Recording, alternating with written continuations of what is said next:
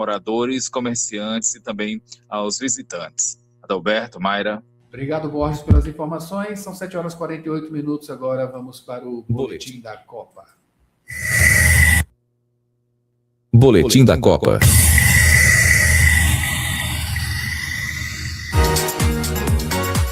Estamos com o Paulo Pellegrini aqui em vídeo com a gente. Paulo, bom dia. Que atuação, hein? Bom dia, Paulo.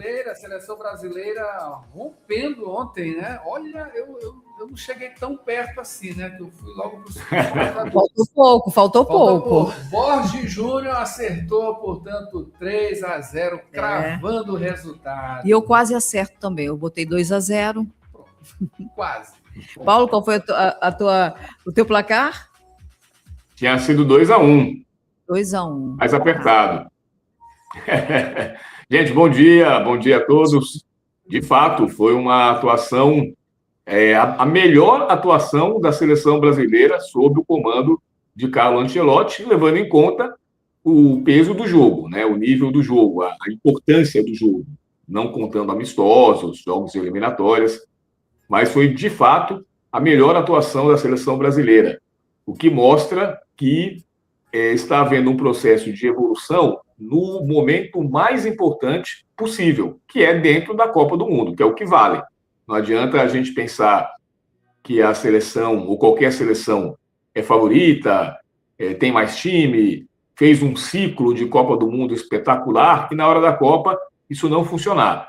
Com o Brasil, a julgar o que ocorreu ontem, pode estar começando a haver o contrário, um ciclo todo tumultuado, ou seja, o intervalo entre uma Copa e outra, cheio de problemas, cheio de variações de técnico, falta de estrutura tática, mau rendimento dos jogadores, e na hora da Copa, que é a hora do vamos ver, isso tudo começa a dar certo, e o tal ciclo fica para trás, e o que vale é a Copa do Mundo. Então, a julgar o que ocorreu ontem, o Brasil se insere entre as seleções que podem sonhar em chegar bem longe na Copa do Mundo. Tá? Não estou dizendo que vai ganhar a Copa, não estou dizendo que virou favorito. Mas estou dizendo que, a julgar a atuação da seleção brasileira contra a Escócia ontem, o Brasil começa a semear nos adversários algo que não existia até a Copa começar. Estamos aqui, somos a seleção brasileira, temos a pesada camisa amarela, e isso pode começar a mexer um pouco com o anímico dos rivais.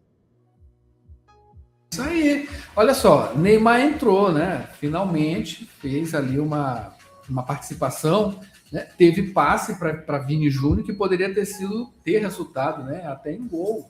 Enfim, qual a sua análise, Paulo, sobre justamente o teste com o Neymar?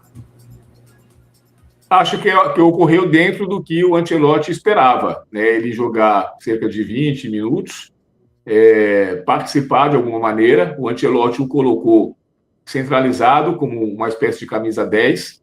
A mobilidade do Neymar já não é a mesma, a gente percebe, é um jogador de movimentos mais lentos, que já não aposta no drible, porque ele não vai ter a arrancada necessária para seguir com a bola em direção ao gol, como ele fazia antigamente, mas ainda é um jogador que tem um refino técnico e uma visão de jogo diferenciados. Ele consegue fazer uma enfiada, consegue chamar a atenção da marcação, bagunçar um pouco a estrutura tática do adversário, e ele mostrou isso nos 20 minutos. Não foi nada brilhante, mas também não pisou na bola, não caiu, não ficou cavando falta, pelo contrário, até sofreu uma falta que resultou num amarelo para o escocês, uma falta mais de puxada, ele estava arrancando no contra-ataque e puxaram a camisa dele.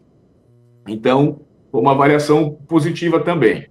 Aí vocês podem perguntar, mas o que mudou de um jogo para o outro, que agora o Brasil passou a ter essas condições mais favoráveis? O que ocorreu ontem, lógico que o gol logo de cara, com aquele presente que a Escócia deu, modificou totalmente a história da partida, né? A Escócia entrou em campo para apostar num 0-0 longínquo, ficasse por muito tempo, e logo aos 6 minutos a zaga faz aquela lambança, que é uma coisa comum dos dias de hoje, de marcação-pressão, de saída de toquinho de bola, que os times não gostam mais de dar chutão, então tem esse risco. Se você não tem zagueiros qualificados que saibam fazer essa saída de toquinho de bola, a chance do seu zagueiro fazer uma bobagem aumenta. A gente vê isso toda hora, assim, no futebol de maneira geral. gols de entregadas, né? Passou a ser meio que um padrão. Então, o Brasil nem fez uma marcação dessa expressão, mas aproveitou o cara dominar com a canela e perder a bola ali. Então, aquele 1-0 já tirou toda a estratégia, porque colocou o Brasil numa posição confortável, que é de esperar e sair no contra-ataque, e colocou a Escócia numa posição desconfortável, que é de ter que propor o jogo sem ter jogador para isso. Tanto que a Escócia tentou, mas não tentou tanto. E aí que vem o mérito da seleção brasileira. O Brasil conseguiu fazer gols e fazer jogadas de formas que não vinha conseguindo, que era construindo o jogo. A boa atuação dos volantes, toques de bola, o Vinícius Júnior, com uma atuação espetacular, ele finalmente tem, e a gente fala pouco disso, tá? Porque o Vinícius Júnior é um dos maiores atacantes do mundo. Não acho que seja do nível do Messi, do Cristiano Ronaldo, do Mbappé, não acho. Mas ele é um dos melhores atacantes do mundo, porque joga num time espetacular, que é o Real Madrid, e é um protagonista desse time, e já teve atuações pelo Real Madrid absolutamente espetaculares também. Eu lembro da final do Mundial de Clubes de 2022, que o Real Madrid jogou com o Al Hilal, que tinha eliminado o Flamengo. Foi 5-3 para o Real Madrid. O Vinícius Júnior fez uma das atuações individuais que mais me espantaram na minha vida. Aquele dia que o jogador arrebentou. Então, ele é capaz de decidir jogos gigantes, é capaz de não se intimidar com os zagueiros e tudo, e ele está mostrando isso na Copa. Então, o Vinícius Júnior tem sido a nossa âncora. É o cara que está desequilibrando. E o Brasil, sabiamente, o procurou o jogo inteiro, porque ele não perdeu uma disputa, não fez uma bobagem. Tudo que ele fez, ele acertou. Ele já teve um gol mal anulado, enfim. Então, assim, o que mudou foi isso. Começamos a construir jogadas, não dependemos só de contra-ataques, tivemos um jogador iluminado e tem essa capacidade de decidir, e começou a decidir, já está lutando pela artilharia da Copa. Então, essas foram as mudanças. Creio eu, né? Do jeito que eu vi o jogo. Eu vi muita gente falando o contrário, que pegou um time ruim, não sei o quê, mas, assim, a gente não sabe quem a gente vai pegar, entendeu? A gente tem que estar preparado para pegar qualquer um. Se vem um time ruim ou bom, é outra história. E justamente a expectativa agora, né? Venceu ontem o futuro da seleção agora. Nesse momento, aguardar o seu adversário, que sai hoje, porque hoje definem os grupos D, E e F, que são os grupos cujos cabeças de chave são os Estados Unidos, que já estão classificados em primeiro, e nesse grupo Paraguai e Austrália vão decidir até em confronto direto, que vão se enfrentar hoje, às 11 da noite, quem é o segundo do grupo. O grupo E, que é o grupo da Alemanha. A Alemanha também já está classificada em primeiro matematicamente, então você tem ali uma disputa entre Costa do Marfim, Equador e Curaçao até, para ver quem é o segundo do grupo. Lógico que o Curaçao precisaria ganhar da Costa do Marfim, enfim, torcer para a Alemanha perder para o Equador, existe uma combinação de resultados ali. E a definição do grupo F, que é o grupo que interessa ao Brasil, que é o grupo que a Holanda é a cabeça de chave. A Holanda está com 4 pontos, o Japão com 4 pontos e a Suécia com 3. A Holanda pega a Tunísia já eliminada, deve vencer e se garantir o primeiro lugar do grupo. E aí Suécia e Japão vão fazer um confronto direto para ver quem fica em segundo. E esse segundo pega o Brasil. Para o Brasil, quem é melhor pegar? Olha, como a Suécia tem um futebol um pouco mais próximo do da Escócia, tipo assim, europeu, jogo mais de cintura dura nesse sentido, tá? Não dá nenhum tipo de preconceito com o continente, assim como a gente não pode falar que os africanos são fortes, os europeus também não são cintura dura, tá?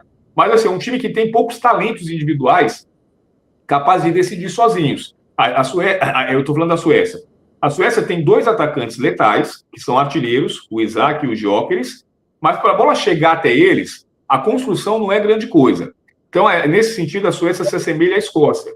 E o Japão já tem um time com outra propriedade, um time muito veloz, que todo mundo corre o campo inteiro, marcam bastante, tem deficiência na bola aérea, que não são jogadores altos. Então, assim, eu acho que para o Brasil é melhor pegar a Suécia.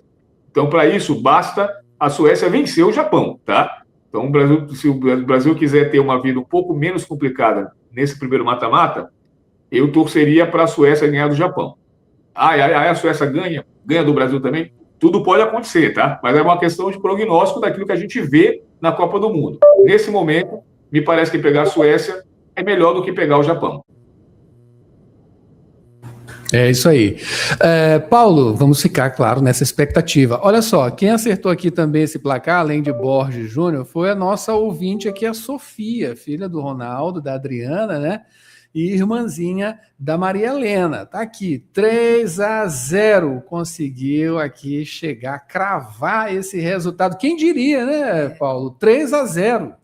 Ninguém imaginava. Exatamente, acima das expectativas do que o jogo propunha na sua essência, um time de contra-ataque contra um time sem muita criatividade, o jogo ia ter poucos gols, e acima do que o Brasil vinha construindo, né, que é a grande notícia. Aí a gente tem que aguardar também, isso aí é uma faca de dois gumes, né? Por um lado, podemos estar vendo um fenômeno, vou dar uma comparação aqui que quem viu a Copa de Clubes vai entender, do ano passado, um fenômeno Flamengo na Copa de Clubes. Quando o Flamengo fez uma primeira fase muito boa, ganhou do Chelsea por 3-1, o Flamengo passou a ser um candidato a ganhar a Copa do Mundo. Mas o Flamengo não era esse candidato.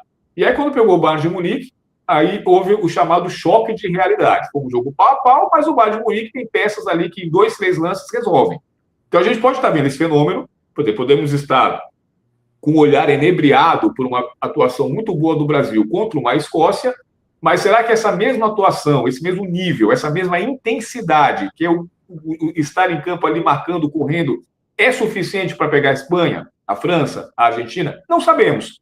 Então, podemos estar vendo esse fenômeno. O Brasil chegou, mas na hora que pegar um cachorro grande, será que o nosso latido é alto o suficiente? Não sabemos. Mas, por outro lado, se existe uma seleção no mundo que, quando começa a encorpar, que tem peso na camisa, que tem títulos mundiais suficientes, que quando o adversário vê que está engrenando, os outros começam a se preocupar com a gente, como diria o Zagallo, né? Os outros que têm que se preocupar com a gente, essa seleção é o Brasil. Então, se o Brasil crescendo na Copa, coloca uma preocupação nos outros, tá? Isso é fato.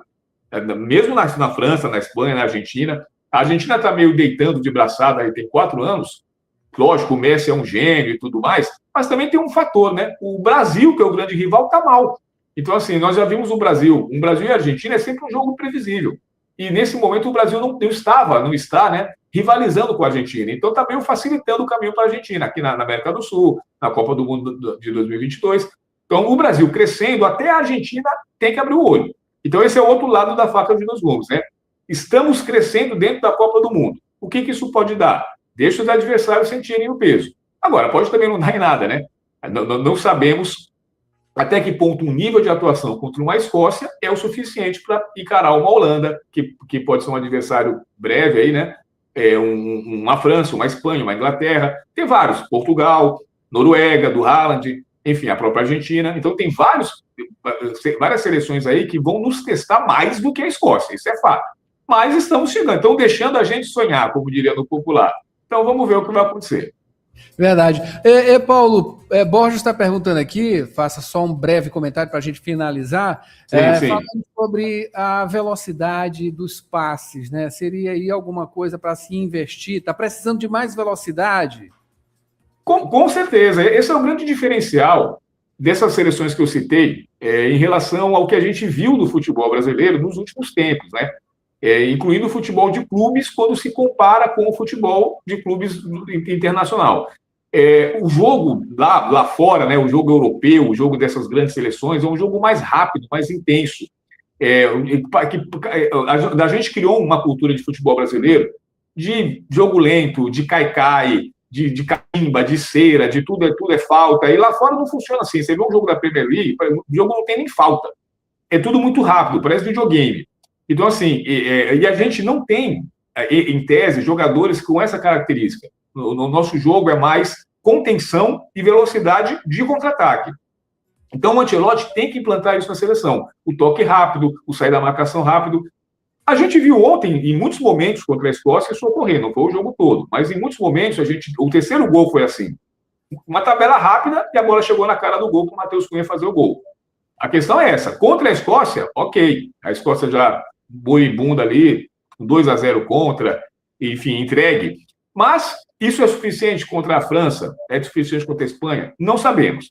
Esperamos que sim. Mas, de fato, sim. A gente precisa investir mais na intensidade, na velocidade de jogo, que é isso que tem nos diferenciado para baixo em relação às grandes seleções do mundo.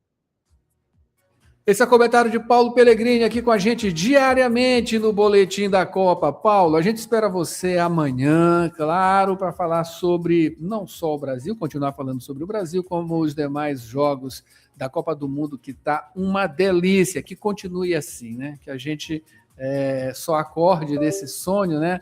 Lá na final e dando tudo certo e acordando para uma realidade, claro, que a gente quer, todo mundo quer, né? Enfim, vamos nessa expectativa. Muito obrigado, Paulo, e até amanhã. Até amanhã. Vamos Nogueira, Mara Nogueira, agora tem Rádio Ciência. A gente volta daqui a pouquinho com mais informações aqui no Jornal Rádio Universidade.